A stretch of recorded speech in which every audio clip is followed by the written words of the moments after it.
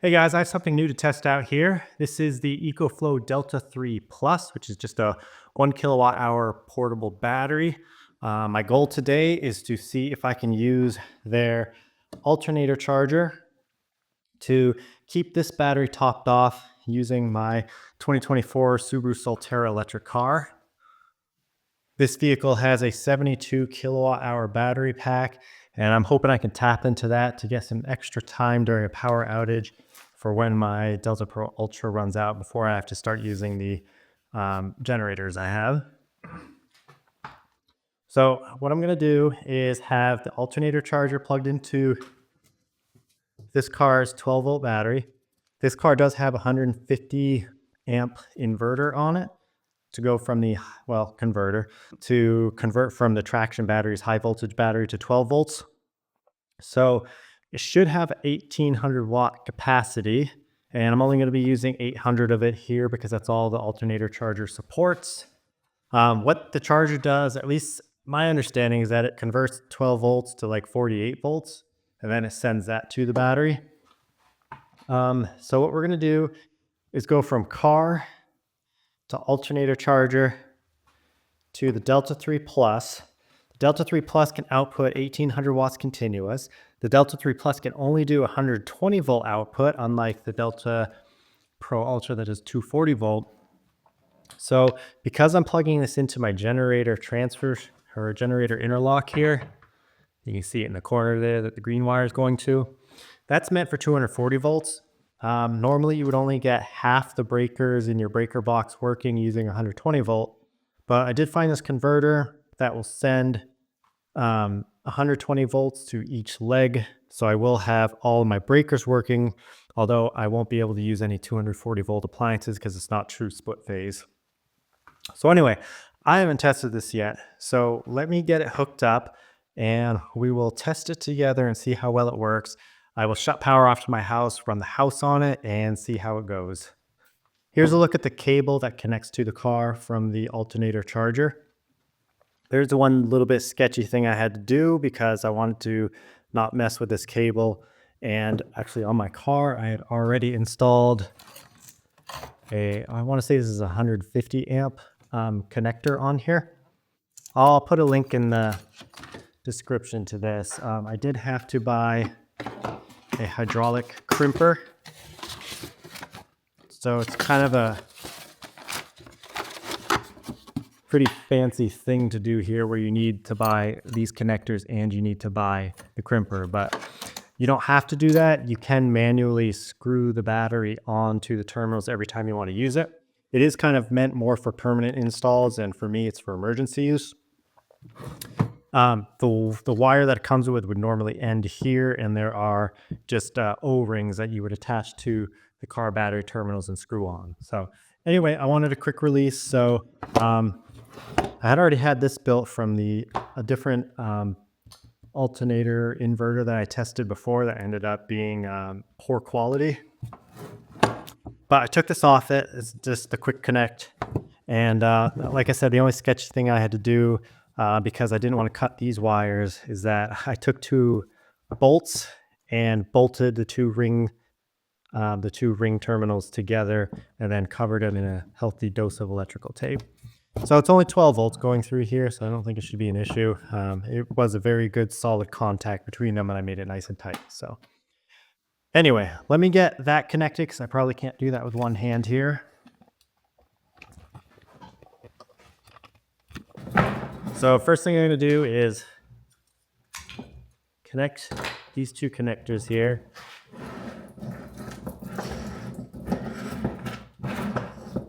Make sure nothing's going to fall down hard. It's nice. I'm mid into my first winter here on this car. It's kind of cool to see how it doesn't get really dirty under here like a normal car would.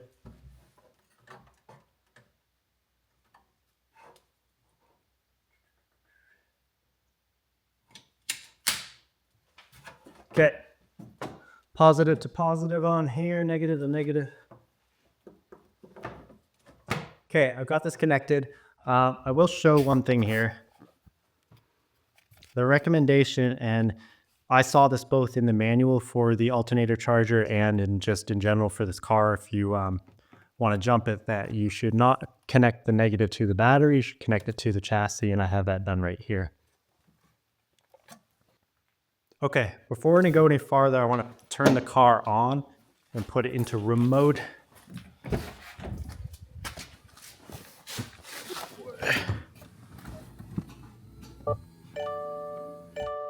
Okay, I've got the car. I'm going to turn as much as I can off.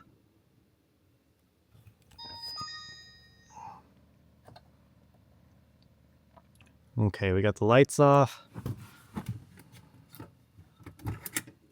Gotta unplug everything that I can here. All right, let me close the door. Vehicle will turn off in 1 hour. Don't want it to do that. No. Oop. Hope I was holding my camera right for that. So I turned the car on, open and close the door, and then it brought up that message about auto off. So we should be good now. I'm at 91%.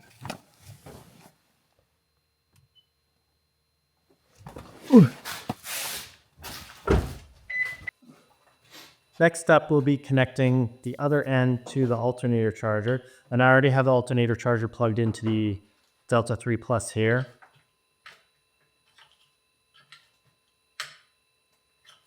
Plus, I'm doing it upside down.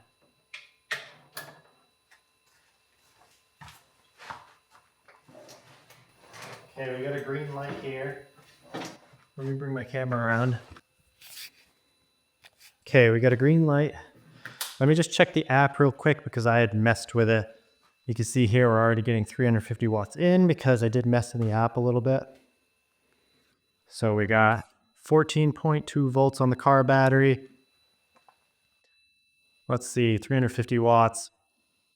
I had messed in the settings and changed the start voltage. I don't actually want that low. Let's do 13 volts. So basically, if the voltage of the battery drops below 13 volts, it's going to stop, and that'll save the car battery from going completely dead. And then the other thing I want to modify here is the max power from 350. Let's creep it up and see. 450. 600. Let's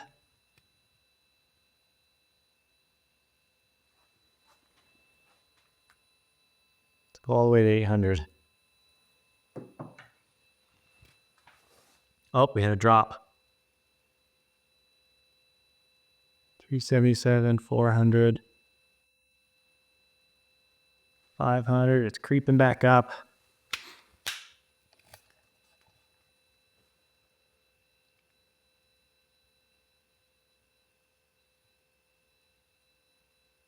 Looks like it only wants to do 545.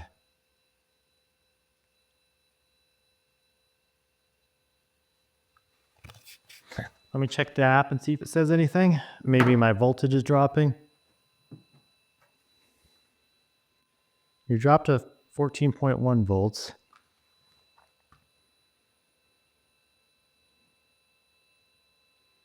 Still at 550 going in.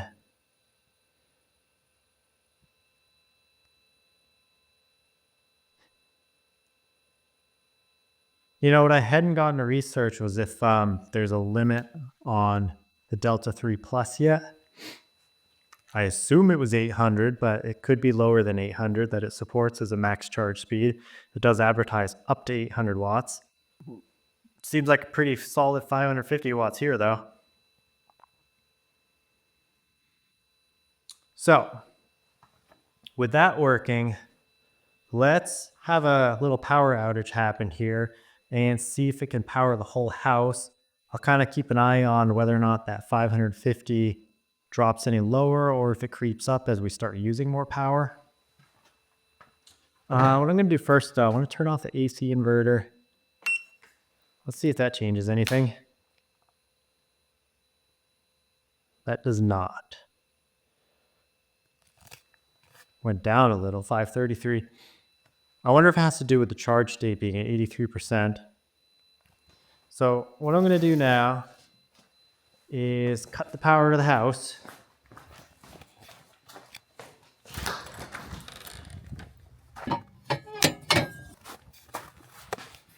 Okay, lights are off.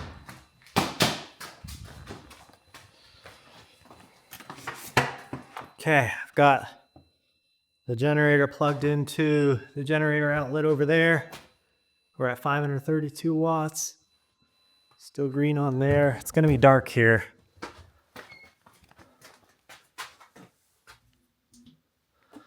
All right, let me turn everything off.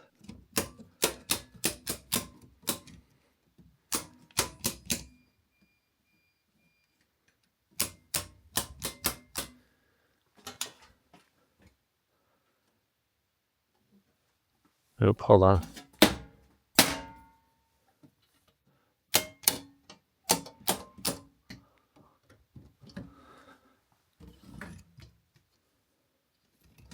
Okay, everything is off.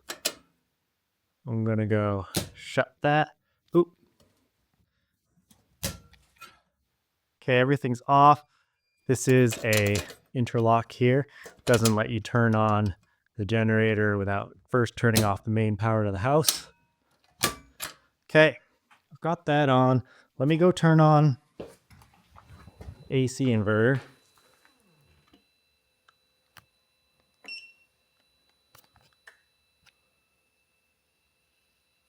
Okay, the AC inverter is on.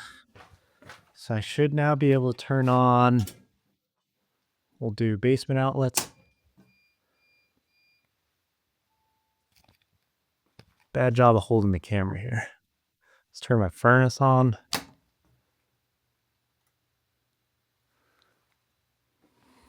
We'll turn the fridge on. Gonna turn on, well, let me check my wattage first.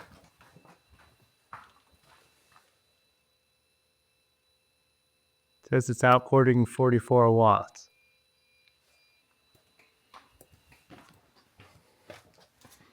What have I turned on so far? Figured the basement outlets would be using more than that. Let's turn on, and a refrigerator too.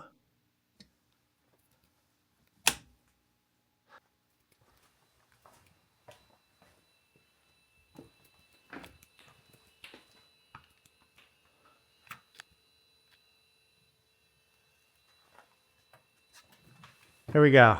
So now we've got 300 of output going. We've got 800 of input. Looks like maybe it just can't charge the battery more than 550 watts. Oh, the input just dropped.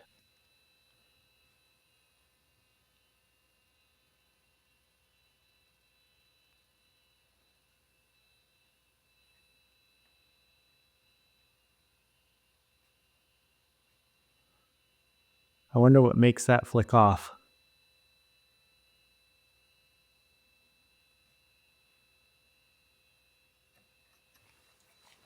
Let me turn on a few more things. Turn some lights on. Get the smoke detectors on.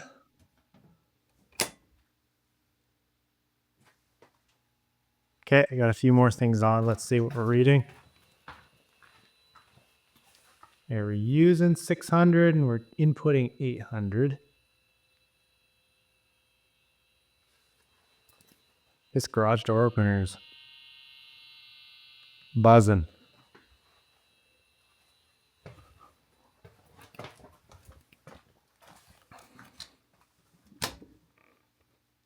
Turn some more things on here, try and get this a little higher.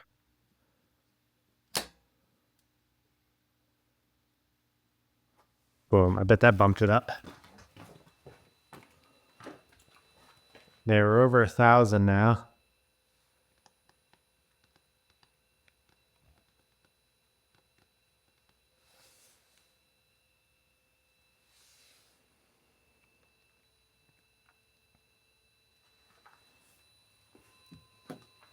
The question is, will I get shocked if I touch the car? That was a problem I was having with the previous converter I bought.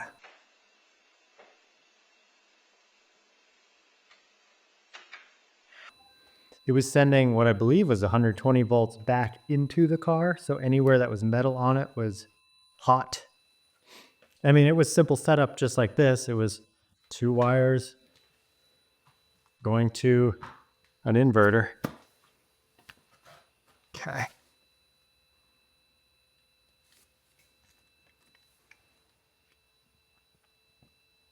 Well, this is cool. This should buy me quite a bit of time. The garage door openers are powering back up. This should buy me quite a bit of time in an outage, assuming it will continue to run. Nothing's getting hot.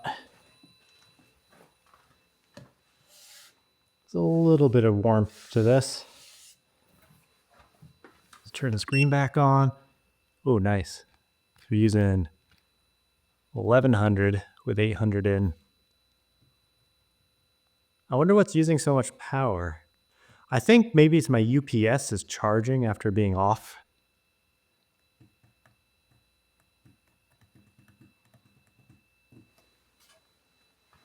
Fan is not on. Oh, fan is barely on. I feel a little bit of heat coming from the back. Seems like that's where the hot air comes out of. All right, a little bit darker in here now.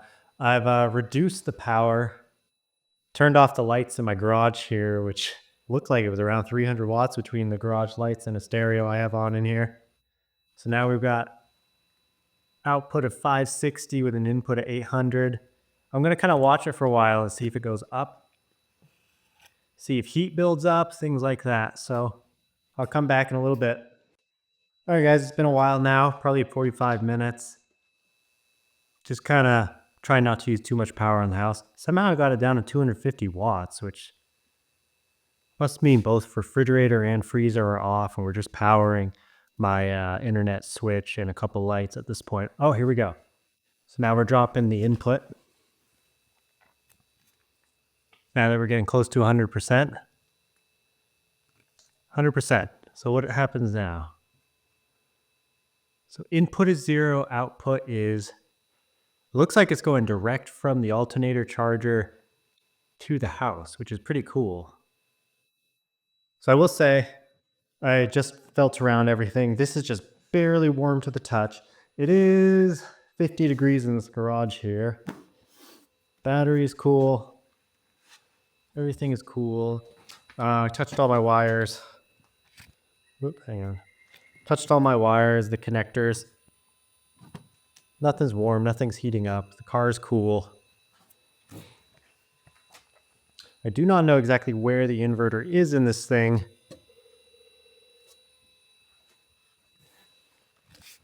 But 100%, 250 watts. This seems like a... Oh, and let's check... So I was at 90% when I started. Maybe 91%. I'll have to look back at my footage. We're at 89% now.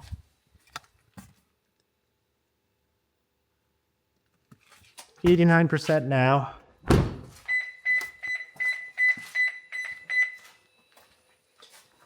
So this does seem like something I'd be reasonable to leave on for, 5, 6, 7 hours at a time. In my case, this is more of a backup for the big battery, because the big battery is going to run my well pump, so I'll have water. This one won't, but that's good to know that I can use that with my car and probably get a few days of power if I just use it for a few hours at a time, on top of a few days of power from the 12 kilowatt hours in here, along with a small generator I have also to top that off. Okay, we're up to 1,000 watts now. 800 in, kilowatt out. It's funny how fast it dropped 3% there, though. Let me turn all this high power stuff off. All right, I just restored power to the house. I guess my order of operations is to flip the interlock over so that there's no more power being pulled from this machine. Flip the interlock over so I have house power. And then you can long press on this button behind here to shut off the alternator charger. So there's no power going into it. And now I can turn this off. No power going in, no power going out. Oh shoot, and I turned my car off. Actually, right now is probably the time to turn the car off, but I have already done that. And then I'm good to unplug 12 volt, 150 amp disconnect. Put my dust cover on.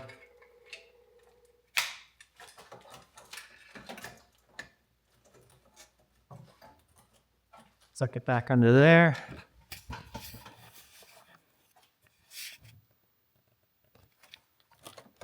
Tucks nicely in there. This, I'll put the other dust cover on and clean that up. And that's it. Let me know in the comments if you have any questions or thoughts on this setup. Thank you for watching.